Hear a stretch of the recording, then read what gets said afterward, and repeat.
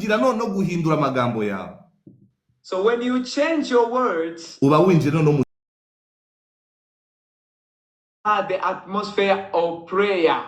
Bibiliya yavuga ati muri Yakobo ibice byaho 4:16 ngo gusenga k'umukiranutsi kugira umumaro mwinshi cyane. Hallelujah. The Bible say in James chapter 5 verse 16 say the prayer of a righteous man and very much is effective. Icya gatatu, the third, witugira isengesho rihindura ikirere. You have the prayer that changes the atmosphere. Muve mu bintu byo kuvuga ngo turanene gusa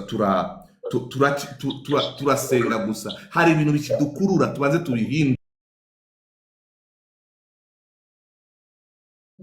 So leave the things, just don't say like you only pray, but also have a change of the mindset, know to speak right, and then pray effectively. Ndasenga gusa uyu munsi Imana igukureho umuntu ufite amaraso ku buzima bwawe in the name of Jesus. Amen. May God separate you from the people who has blood in their hands over your life. N'izina rya Yesu.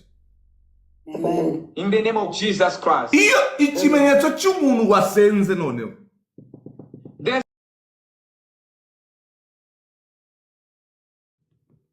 Usenga batabizi.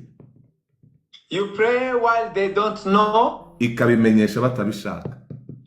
And he made them to know it whether they don't know, they don't want it. Ndashaka ko isengesho ryawe rihindura amateka ku buzima bwawe. Hagira ikirere gisha kiza guha amashimwe iwawe mu rugo mu izina rya Yesu. Amen. I want your prayer to change. Let there come a new atmosphere over your life. Abantu 119 bari aha ngaha. 190 people who are here. Ndahanura mu izina rya Yesu Kristo w'i Nazareti. I prophesy to you in the name of Jesus Christ of Nazareth. Imana iguhe abantu mugendana bafite ikirere kizima. God give you the people you walk with who has the right environment. Hallelujah. Amen. Amen. Kuko nicyo kintu cya mbere ngo gusenga k'umunyaki k'umukiranutsi ngo kugira umumaro mwinshi cyane. The prayer of a righteous man, it is dunamis in its working, effective in its working. Onyum, iri sengesho, this prayer, rigutandukanya n'abantu mudafite icyerekezo kimwe. It separates you from people whom you don't have the same direction. Ndasenga Imana uyu mugoroba. I pray to God tonight. Abantu bakuremere bafite icyerekezo kitari cyawe.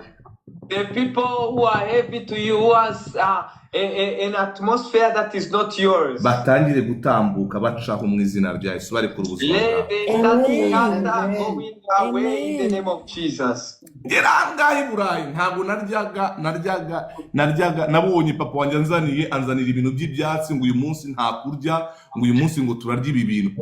Nabati nose avuye kubiha guca ibyatsi hari yarabona ndinka ngiye kurya.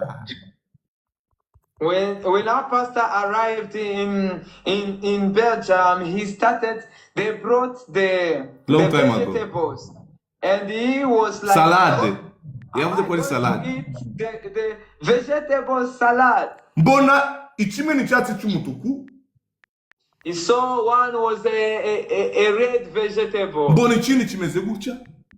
Another one looked green and yellow. Mbaza mami we ndamubaza ati ibi bintu tugiye kurya ni ibiki. And they asked, what are we going to eat? Ngo ni salade. He said we are going to have salad. Ngo nizo tuza kurarira iri joro. Vuga ngo amen. Is what we are going to eat tonight. Yewe mvuye mu cyaro. Our pastor came from Papa ijwi Pastor Jonathan ndi kugenda vuba. You muted us. Oh yeah. Ndi kukumva. Yes, can you hear me? Yes. Hey. Yes. No. Papa kabona, God bless you. No, ikintu kinangaje ahambwira ati ngo uyu munsi ntakurya. And he said, today we won't eat. Mbona ariko ntabwo yabivuze mu kanwa ke. And he didn't use just his mouth. Nabonye gusa imeza, ngiye ku meza nsanga hariho icyatsi cy'ubururu, ahandi hari icyatsi cya jaune, babishize bazanye niba na vinegre bashizemo sinzi na salade.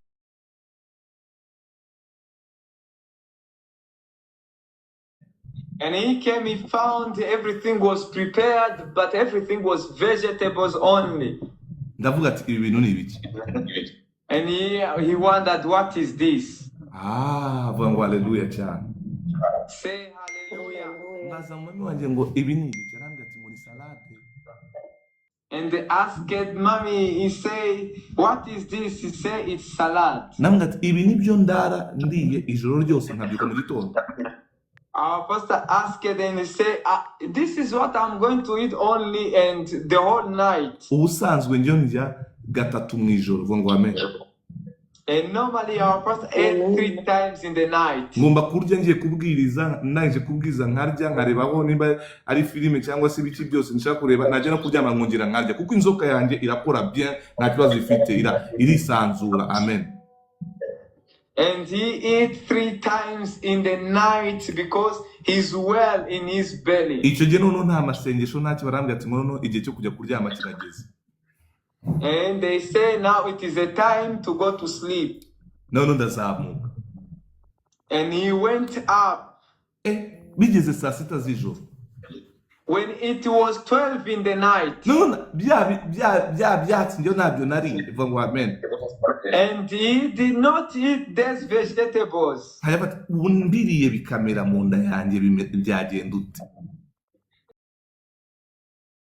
If I had a problem in my stomach, what will happen? Iyo bayita ngo salade, vuga ngo amen.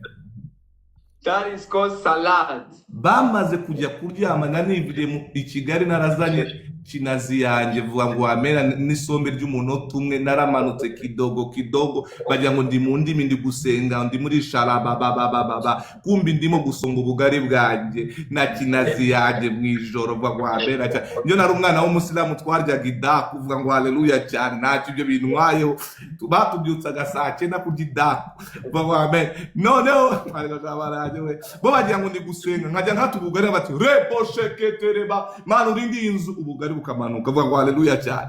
So kubera ibitekererezo byumvaga ko bidashobora kurya salade bisinzira. So because of the pastor's mindset was saying, I can't eat salad in the night and I go to sleep. So he wake up, he brought he went and he made his own cassava bread and he ate in the night. Why? Because his mindset was telling him, you can't sleep only eating, but only by having salad. Imana uyu munsi iguha umugisha ku buzima bwawe. So today, may God bless you in your life. Imana ihindure iguha isengesho ry'umukiranutsi mu izina rya Yesu. Amen. A prayer of a righteous person. Ndumva ngiye kujya mu kirere cyo kubahanurira mu izina rya Yesu Kristo w'i Nazareti. Aramubwira ati ngo gusenga k'umukiranutsi kugira umumaro mwinshi. He said the prayer of a righteous man unveil much. Nge buri kintu nkundira idini ya Islam. Me, what pastor loves about Islam. Babatoza ibintu bitwa haram, ikizira. They train them the things that called haram, the forbidden things. Ariko twegwe dukizwa muvero y'inzoga zimanuka wagira ngo harimo icyaka twagize. Yani turamanura inzoga ukahita ufata n'icyanditswe ngo Bibiliya ivuga ngo kunywa inzoga si icyaha. But you find Christians, they get saved, but they still drink beer. That tells them drinking beer is not a sin. Iyo ikirere cyawe cyamaze kuhinduka, when your atmosphere is changed, umenya haramu ikizira mu gakiza kawe kuwa kaburi munsi. You know what is forbidden in your daily salvation. Hallelujah. Amen. Hallelujah. drinking beer. ariko ni haramu, ni kizira ku muntu wamenye Imana. It is forbidden to God. Si icyaha ariko ni haramu, ni kizira. Reka nkubwire, umusilamu wanamwica ariko ntashobora gufata inzoga. Umusilamu nyakuri wamenye Imana w'ukuri ntabwo yafata inzoga zimene muri we. Never. Ni haramu. You can see even a true Muslim cannot drink beer. He will be like, he cannot. Nje kuvuga ko hari ikintu Imana ihinduye ku buzima bwawe. So I come to tell you that there is something God is changing in your life. Reka kuhora wivumbura buri munsi kubera za haramu wishizemo. Yani uricara ukarya kabenzi kabisa, ukarya kabenzi inyamaswa Imana yoherejemo abadayimoni, ukicara ukazirya, ariko si icyaha zarahumuwe mu izina rya Yesu, izacera zaragiye. Sinkomeza aho ngaho nubisobanure, Pastor Jonathan isomo rindi tuzaganiraho. Imana igumugisha. Ariko haramu n'ibizira bigomba kuva mu buzima bwacu. Icyo nicyo usobanura. Haramu n'ibizira bigomba kuva mu buzima bwacu. You know, the forbidden things, the sins should depart from our lives. The things that are forbidden by God. Imana You igumugisha should uyu throw munsi them wa away. none. Imana igumugisha umunsi wa none. May God bless you today. Imana igumugisha mu buzima bwawe bw'uyu munsi. May God bless you in your life in the name of Jesus. Ndumva hari abantu Imana ihaye umugisha mu izina rya Yesu. Umugisha ugukingukire in the name of Jesus. I That receive. blessing be open unto you in the name of Jesus Christ. Ndashaka kushira ikizira ku buzima bwawe. I want you to chase away every evil thing from your life. Uvuge ngo uyu muntu sinzagendana nawe kubera ko afite ibizira kuri we. Reka gusa n'abantu utagomba gusa nabo mu izina rya Yesu Kristo w'i Nazareti. Reka kuvuga uko ubishaka. Ndashaka umenye ko hari ibizira mu rugendo rwawe rwo gutera imbere no guhindura inzira yawe. Amen. I want you to remove and say, these people, I will never work with them because they have things that are forbidden in my life. Jessica, so that don't work with them. Change your life. Jessica, mbonye ubona visa. Receiving the visa of land, England, UK. Yes. Amen. Amen. Bazagwa amezi 6 mu izina rya Yesu. They will give you 6 months. Malipo shike lebrono si lebrado si katalamanda. Ichanyum. The last one. Hallelujah. Amen. Amen. Ubuzima bwawe bugomba kuramya no guhimbaza. Your life should worship and praise God. Mu kirere cyawe cya buri munsi. In your atmosphere daily. Narije gutanga urugero saze ni kuri social media. Hari abantu bafite ukuntu bavuga. There are people who has the way they talk, they speak. Iyo utangiye kugendana reba nka Lily Wine wo muri Amerika. For example, look at Lily Wine in America. Hari abajene nyine barapa nkawe nka Lily Wine mwibuke ko afite a young man who raps like Lily Wine. Lily Wine afite ibisekuruza yatanze muri Illuminati. Lily Wine has his people he gave in Illuminati. Kana warabivuga.